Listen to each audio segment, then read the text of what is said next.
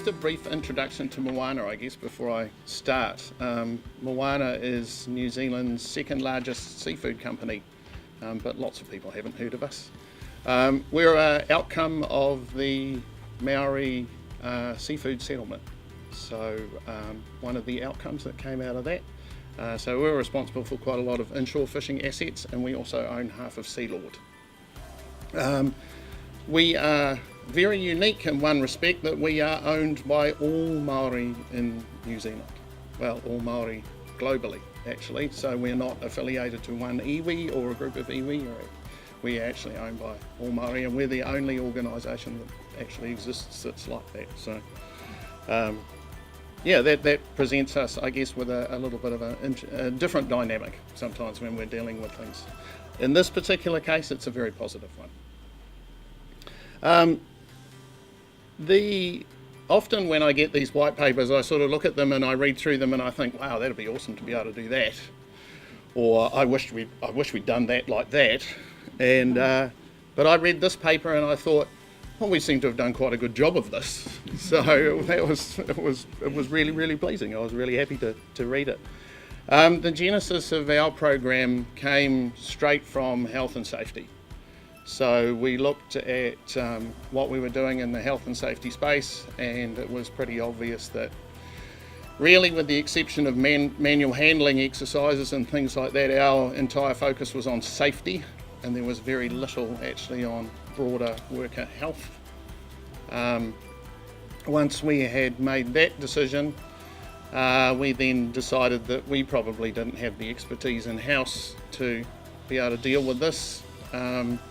So we looked for some providers to help us, and actually even went through a little bit of an RFP process. It was a fairly informal one, but we did conduct a process with some providers to see who would be the best fit for our business.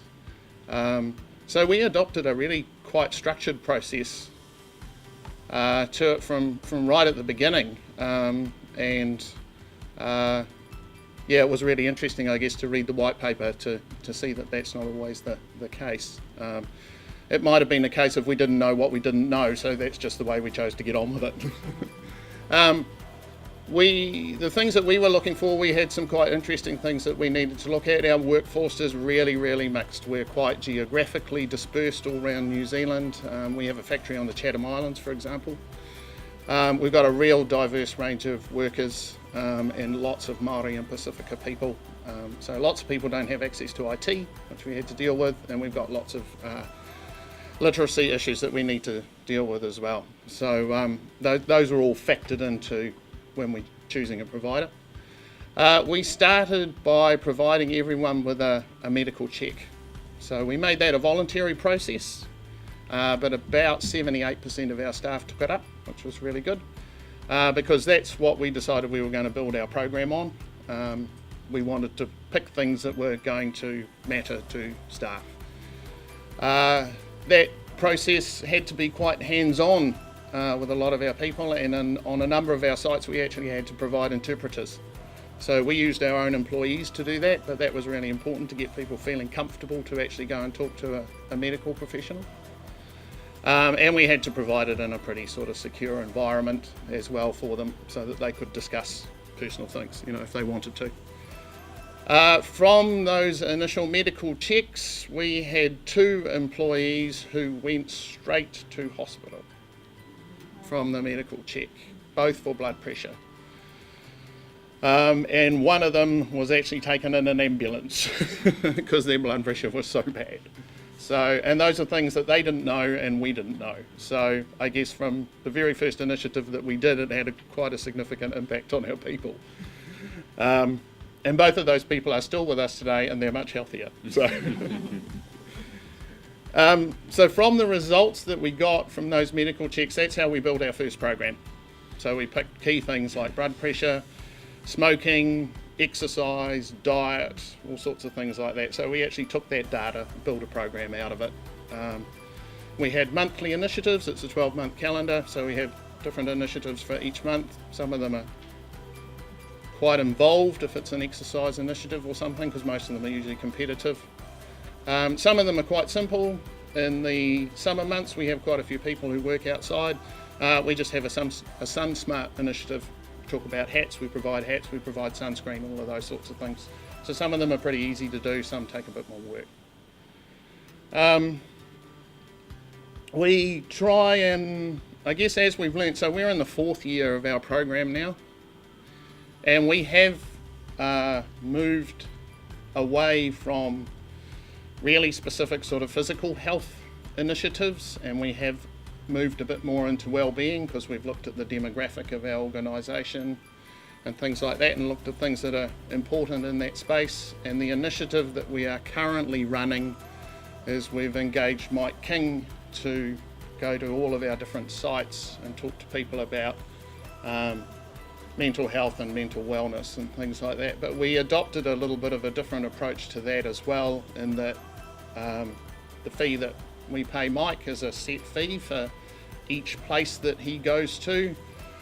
So we hired a venue in the local community where he was going, and we opened it up not just to our employees but to extended family and also to the community, and said, if you guys want to come, we're putting this on for our people, but if you guys want to come, come. So we've sort of, you know, where we can, we make it a little bit broader than the workplace. How do we measure how effective it is? Yeah, that's really hard to do that.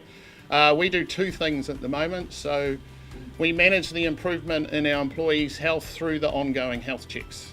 So we know that the initiatives that we targeted with people's health the first time round, we know that quite a number of those were effective because we've seen much improved results back from the next lot of health checks that the people had. So we know that blood pressure is significantly better.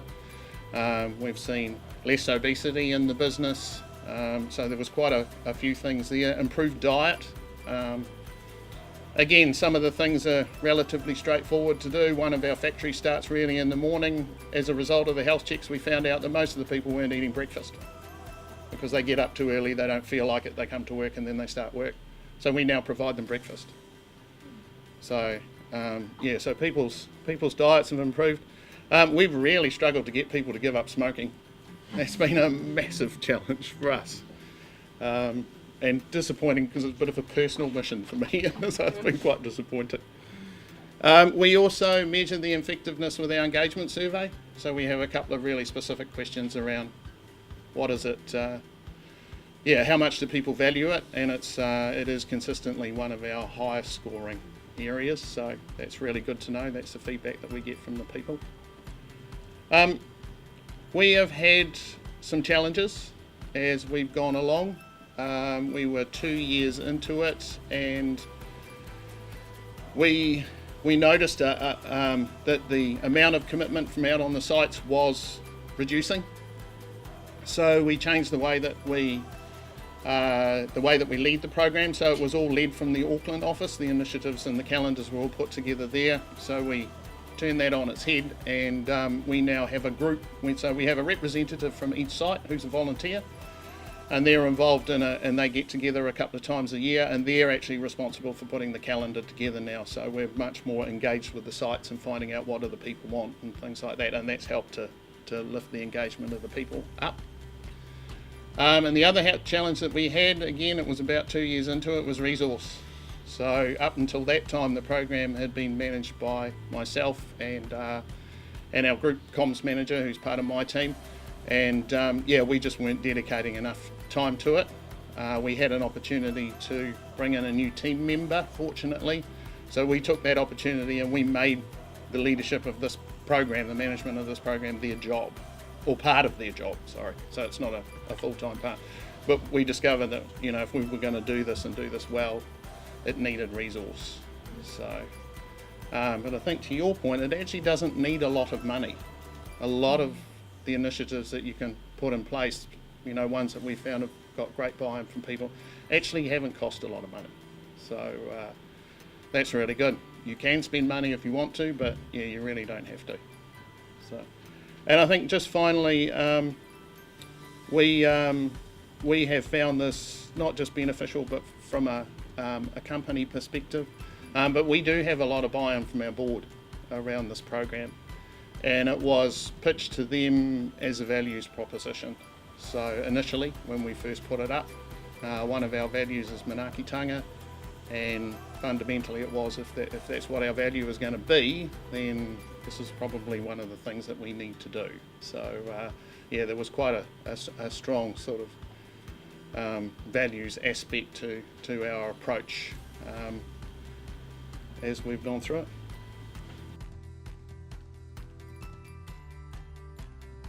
Yeah, that's a very good question. No, we don't document it in contracts anywhere.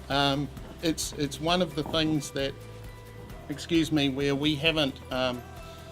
We've been quite internally focused on how we've managed the program and where we focused the program and all of those sorts of things. And I think it's actually an opportunity that we are not taking advantage of, is that we don't use it as overtly as part of our employee brand or in recruitment processes and things like that. And it just tends to be one of those things that will come up in conversation and people will go, oh wow, that's pretty cool. And so we could do that better. Yeah.